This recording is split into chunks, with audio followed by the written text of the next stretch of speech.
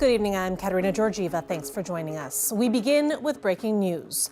Windsor police officers have been cleared of wrongdoing in the shooting death of a man at the downtown beer store last year. That's according to Ontario's Special Investigations Unit. 57-year-old Jason West was shot by police while he was carrying 2 knives and behaving erratically on the morning of September 6th, 2024.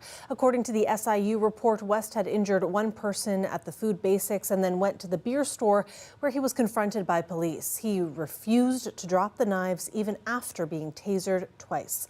The report says that he continued to evade police and shouted at them to kill him. Multiple shots were fired before West fell. The SIU concluded there are no grounds for criminal charges against police and that officers had used reasonable force, firing their weapons to defend themselves. In other local news, a new bus company says it is here to fill a void. It wants to step in after the Windsor-Detroit tunnel bus ends its run this weekend. But as Emma Loop explains, there are still looming question marks. Windsor's iconic tunnel bus is winding down after decades of service. But a website now claims there's a new coach bus service to Detroit and back. This site caught Windsorites' attention Monday on social media. It claims to offer a cross-border bus service for commuters and tourists alike, similar to Transit Windsor's tunnel bus. But the site, registered less than 2 weeks ago, is scarce on details. No schedule, no price, no real photos. The city councillor for downtown Windsor says he's skeptical.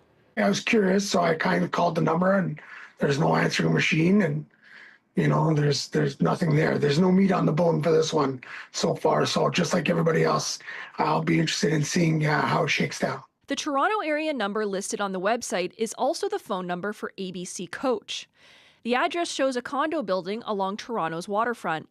CBC News called the number and was told to call Nick Dhaliwal, who handles marketing. Dhaliwal says he's the operations manager and that the company started in 2007 by offering limos and party bus services. According to him, the Windsor buses will look just like the online renderings. He says the cost will be $10 each way and that schedules will be posted by the end of the week. But he says they'll be the same as Windsor's tunnel bus schedule. The city says it's not affiliated in any way with the company. It certainly looks like,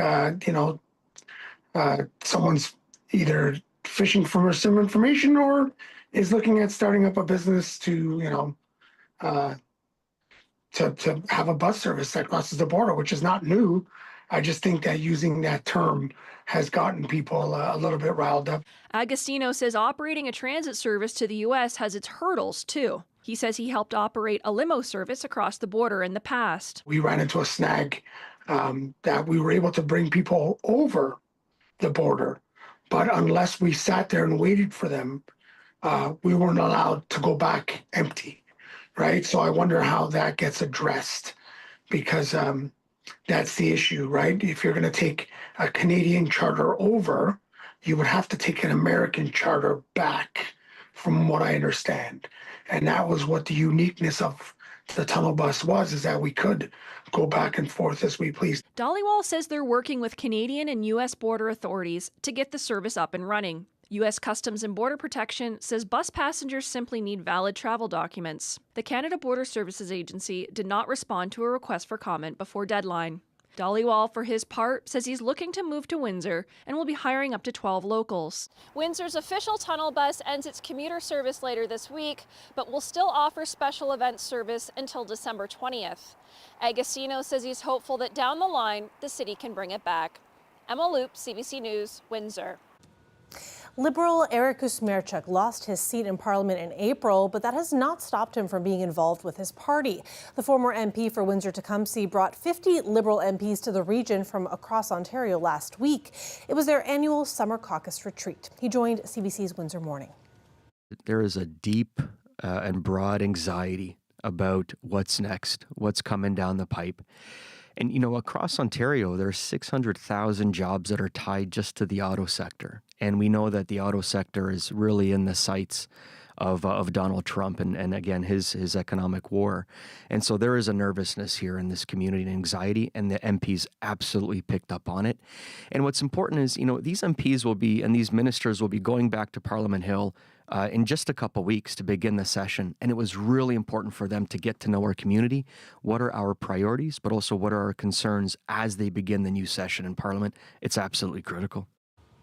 Kusmarchuk says it is important to keep Windsor on the Liberals' radar since there are no longer any local MPs on the government side. And now we bring in Colette Kennedy for our first look at weather. Colette, it was practically sweater weather today. I know. Do you know, I was thinking of that exact phrase myself, Katarina, today, because you're right. That's what we're into. When we started off, our low, and this morning, the temperature 13 degrees, and then we kind of struggled to even get to 20 degrees, even cooler tonight. Also, with this kind of instability and the cooler air aloft, then even with a bit of sunshine or daytime heating, we tend to get into some of these, what are fairly light, but these scattered showers, scattered to isolated showers. So drying out, but there's still the potential for the next, hour or two that you could have a little shower here or there before things really wind down. 11 degrees tonight with clear skies. Now tomorrow 21, but we will get into some increasing cloud in the afternoon, and the winds were a little bit breezy for a time today, and again tomorrow afternoon we'll get into that cooler breeze in the air too. Sweater weather. Yes, indeed. Thank you so much, Colette. You're welcome. Now let's turn to national news. Prime Minister Mark Carney is in Germany, where he'll be discussing trade and defense ties with the Chancellor. CBC's Evan Dyer is traveling with the Prime Minister. Every time I come to Warsaw, it continues to grow and develop and astound. Poland has the fastest growing economy in the European Union. One of the reasons it's become a frequent destination for Canadian leaders looking for partners in Europe. What we see right now is a mutual appetite that is growing, right? So we, for instance, our trade relationship last year grew by something like 22% in a single year. The other reasons are military. Poland is where Canada trains Ukrainian troops under Operation Unifier, 45,000 of them to date. The PM met with some of those Canadian trainers in Warsaw. But Canada is also interested in learning from its European allies as it seeks to grow its own forces. Poland's armed forces are almost 3 times larger than Canada's, although its population is slightly smaller, and the Polish government aims to more than double those forces in size again. We learn much from the Prime Minister, from his government, including the importance of pulling our full weight in NATO. And it will take us a few years to reach Polish levels of commitment. It's possible. But it's possible. And we have made that commitment. We will quadruple our spending on defense between now and the end of the decade. But Canadian officials acknowledge that the Polish mindset on defense is very different from Canada's. Health and education come second to security and defense, something that we cannot fathom in our country. We would need to have a Canadian consensus to be able to do it in the same way. With that military buildup in mind, the PM on Tuesday will visit a shipyard in the German city of Kiel. A German-Norwegian consortium is interested in selling up to a dozen state-of-the-art subs to the Canadian Navy, which currently has only 4 aging submarines, at least 2 of which are out of commission at any given time. Evan Dyer, CBC News, Berlin. In health news, there is a new push to help Canadian smokers quit the habit. Christine Burek has the details on Canada's first set of evidence-driven guidelines to help people do so. Smoking kills around 48,000 Canadians a year, more than alcohol, opioids, suicides, murders, and traffic collisions combined. Now Canada's first ever national guideline is out to help people quit. A list of proven strategies, including in-person or text-based counseling, nicotine replacement therapies, even a natural health medication. We have some really powerful tools that are accessible. But perhaps surprisingly, e-cigarettes or vaping are low down the list of aids. It's definitely not a go-to first-line choice, especially when there are so many other effective approaches available. Let me hypnotize you to quit smoking. For many, though, it's tough to figure out what is effective. With profit-driven ads, flooding feeds, doctors warn smokers need help. So I know this stuff works, guys. I am proof of that. We asked a doctor about some of those claims. So here are some of the things that people might be hearing work. Acupuncture. Doesn't really work very well. Hypnosis. Doesn't really work very well. St. John's wort. No good evidence that it does anything. He says if something's helped someone, great. But the reality is, People need to know that their chances are way better if they get help, and they should be open to that, and that there are many options that work, and we can help them find one that works for them. We help patients. this addiction hospital is welcoming the guidelines, which include an old, cost-effective medication called cytosine. It mimics nicotine's effect in the brain. And when nicotine shows up, it blocks nicotine from acting. So the experience of the person smoking will say, you know what, my cigarettes, I can't finish my cigarettes. I don't like my cigarettes. I can go longer without cigarettes. And what it does is it sort of boosts their willpower to stop. I'll never stop thinking about quitting. It would be smart, of course. I'm not a stupid person. I'm just an addictive person. New help for a deadly old habit. Christine Birak, CBC News, Toronto. And before we go to break, we asked you to share your best photographs of the Gordie Howe Bridge for a photo contest. Well, our video producer and contest judge, Mike Evans, was on Windsor Morning today and chatted with guest host Chris Ensing about those photos.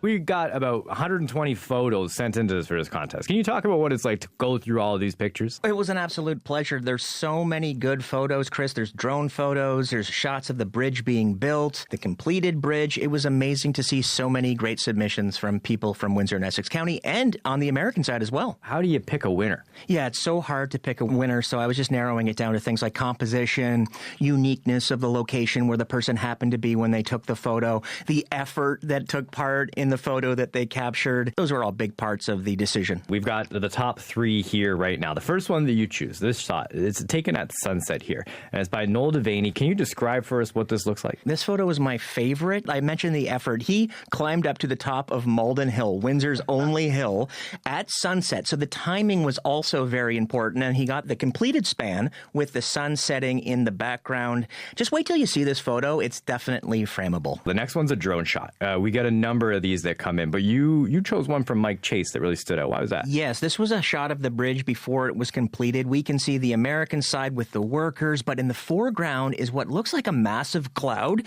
And we spoke to the person who took the photo, and it's not a cloud, Chris. It's actually a plume of smoke emanating from a Canadian factory. So not as cool as a cloud, but it still looks so cool. The last of our top three, taken from a perspective that most of us, we might never actually have. On board a freighter, Johnny Kieran takes this snap. Why was that special? We talked earlier about the location. So it's a very unique location, being on the bridge of a lake freighter as it was passing under. And then Johnny's got the eye too. So he's composed it so that the pilot house of the freighter is in the gap. So it's when the bridge was still being built, and it's just so well composed, and I loved it. In other national news, wildfires continue to burn in Atlantic Canada. In New Brunswick, officials say the situation is improving, but in Nova Scotia, one fire is causing grave concern. The Long Lake fire in Annapolis County took a real turn over the weekend, and it's had devastating impacts. The Premier says some homes have been lost and more than 1,000 people are out of their homes. Winds and tinder-dry conditions are making it extremely difficult for firefighters. The Long Lake fire started 12 days ago and now covers about 78 square kilometers. The province is launching a new emergency financial support program to help evacuees. And tooth enamel can erode over time, and it's not something a human body can regenerate. But a new research study in the UK may help people from losing their hair over it. And with keratin, we've managed to infiltrate early decay and protect the enamel from its loss and rebuilding what you lose on a daily basis. Keratin is present in multiple sources, including sheep wool, human hair, feathers, nails, and hooves. We actually extracted the keratin from the sheep wool. According to the study, the extracted keratin, when it interacts with saliva, forms a protective coating similar to natural tooth enamel. Early findings suggest developing keratin-based products such as toothpaste or oral gel. Researchers say further clinical trials are needed to achieve long-term efficacy. The WHO estimates about 3.5 billion people across the world are affected by oral diseases. Let's take a live look outside. There are cooler conditions today. Did you grab that sweater for sweater weather? Well, Colette will be back with more on what's in store for the days ahead later on in the program. But first, when we come back, we'll have your top international stories after the break. Stay with us.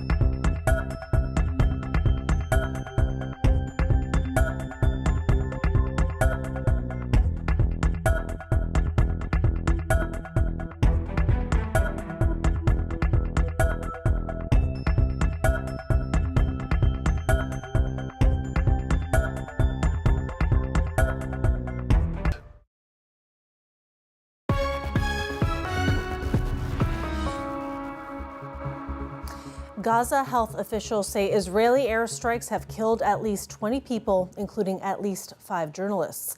Israel's leader has called the strike on a hospital a tragic mishap and says the military is investigating. CBC's Julia Chapman reports. This does appear to have been a so-called double-tap attack. The initial explosion occurred on the roof of the hospital, where a cameraman working for the Reuters news agency, Hussam al-Masri, was filming a live stream. He was killed in that first attack, and Reuters has published the footage that he was filming. The live stream can be seen freezing before the signal was lost entirely. And then emergency workers and journalists responded to the scene when a second strike occurred. The Associated Press news agency says its freelancer, Miriam Daga, was among those killed. She was 33 years old. TV network Al Jazeera says one of its freelancers, Mohammed Salamah, died as well, and it's not known who the other 2 journalists who were killed were working for. One member of Gaza's civil defense is also thought to be among the dead. Now, Israel's military says it carried out a strike in the area, but it didn't explain why or who it was targeting. It says it regrets any harm to what it called uninvolved individuals and said an investigation will be carried out. Israel prevents international journalists from entering Gaza, so news outlets around the world are dependent on Palestinian reporters, photographers, and camera operators. And Reuters says it is devastated to learn of al-Masri's death, as well as injuries suffered by another contractor working for it. The organization says it's urgently seeking more information and has asked for help getting medical assistance for the injured person. The Associated Press says it's shocked and saddened by Daga's death, and Al Jazeera says that the attack is a clear intent to bury the truth. Israel says it doesn't target journalists, but the Committee to Protect Journalists says at least 196 have been killed since the war began, most of them Palestinians. The head of the World Health Organization, Dr. Tedros, has also issued a statement today. He says, while people in Gaza are being starved, their already limited access to healthcare is being further crippled by repeated attacks. Stop attacks on healthcare, he says, ceasefire now. He went on to say that 4 of those killed this morning were health workers, and patients were among the people who were injured. Julia Chapman, CBC News, London. In sports news, just a few weeks after an incredible win at the National Bank Open in Montreal, Burlington tennis star Victoria Mboko suffered a different fate today, being knocked out in the first round of the U.S. Open in New York.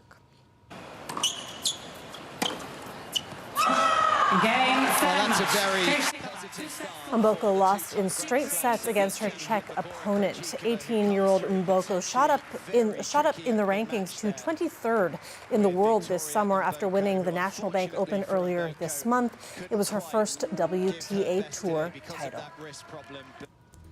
And stay with us after the break. We will have more Colette Kennedy talking us through the week ahead.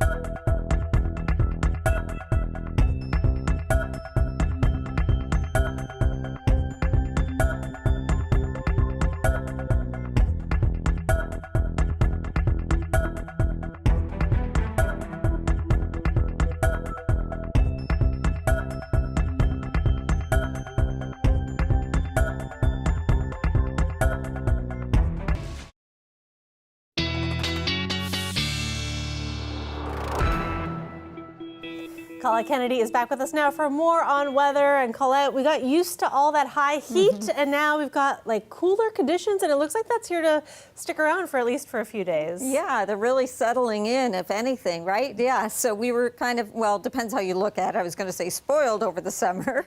If you enjoy the heat and humidity, we were spoiled. But now we have that kind of imbalance with the temperatures because the cool air is all pooling here around the Great Lakes region with that northwesterly flow that we've primarily been experiencing, and the heat is in the west. I mean, it's where you'd expect perhaps in the U.S., although some of that extreme, but in Western Canada, they continue with a multi-day heat event there. So there are some heat warnings and also some other areas where maybe they're not in the warning still, but much of Alberta still with a special weather statement with the temperatures they're experiencing there. And then you come to this part of the country and it's 17 degrees in Sarnia, 16 degrees right now for Goderich. At least there's a 2 at the beginning for Windsor at 20. Chatham, Kent, you folks, 21 degrees right now as well.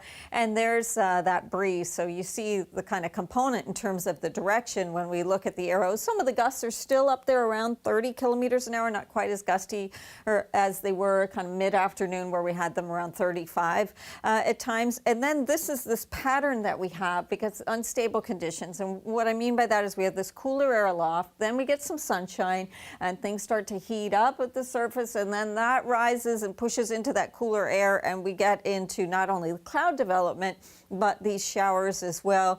Could get into some water spouts as well with these kinds of conditions. So essentially it's like a lake effect shower.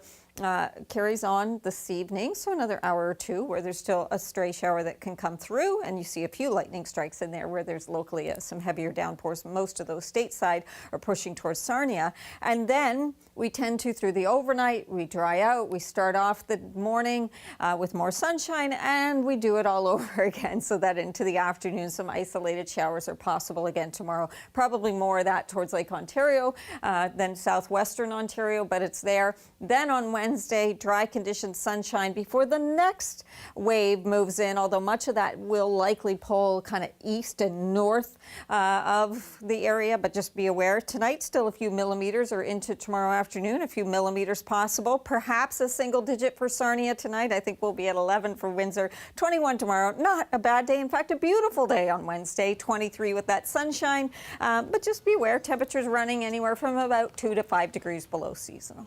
Awesome. Thanks so much, Colette. Thanks everybody for watching. Have a good night. Good night.